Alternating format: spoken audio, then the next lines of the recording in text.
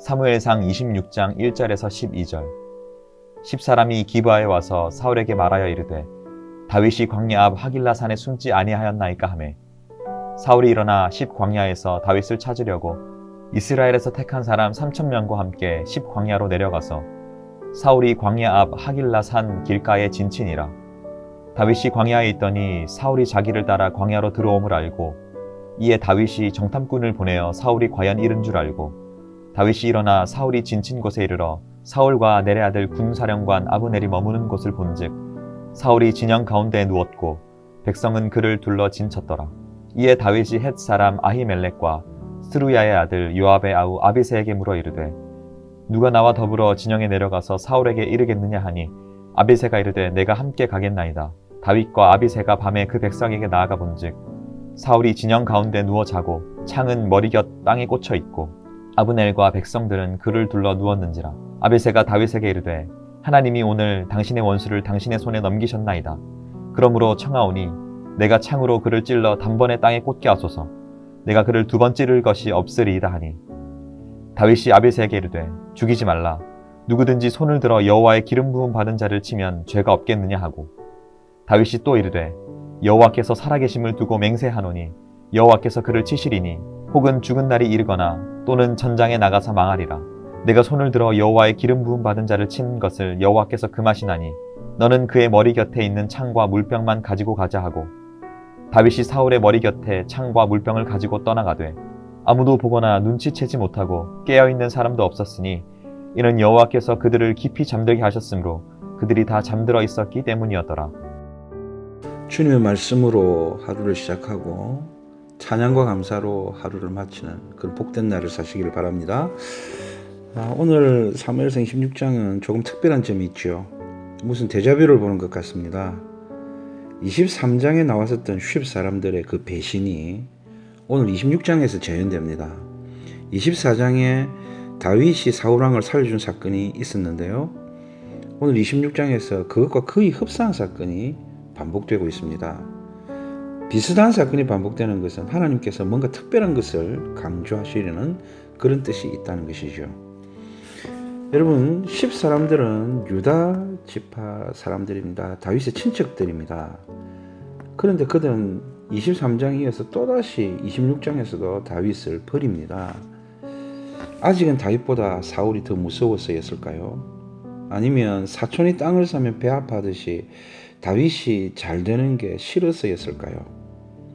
중요한 것은 다윗이 아직도 자기 지파 사람들에게조차 차기 왕으로 인정받지 못하고 있다는 점입니다. 그럼 역으로 생각해 보십시오. 지금 다윗을 따르고 있는 사람들은 정말 대단한 자들입니다. 그들은 다윗을 향한 하나님의 뜻을 기꺼이 받아들이고 기꺼이 불편한 삶을 견뎌내고 있습니다. 이제 사울은 3,000명을 이끌고 또다시 다윗을 추격합니다. 24장에서 다윗이 사울의 목숨을 살려주었을 때 사울이 그때 했던 말들, 그 뉘우침의 말들, 그 다짐의 말들, 그건 이제 26장에 와서 다 헛것이 되었다는 것을 알게 됩니다. 10사람들은 다윗을 2번 버리고도 뉘우침조차 없습니다. 사울에게는 헛된 뉘우침만 있습니다. 뉘우침조차 없는 10사람들과 진정한 회개가 없는 사울을 보면서 하나님은 지금 우리의 모습을 살펴보라고 우리의 모습을 살펴보라고 강조하십니다. 사울이 다윗을 추격해온 날, 그날 밤에 다윗은 아비새와 함께 사울의 진영으로 침투합니다. 상황만 보려고 했을 텐데 가보니까 외곽의 그 사울 군사들부터 사울의 호위무사들까지 모두 깊은 잠에 빠져 있습니다. 다윗과 아비새는 그래서 그 누구의 제지도 받지 않고 사울에게까지 도달합니다.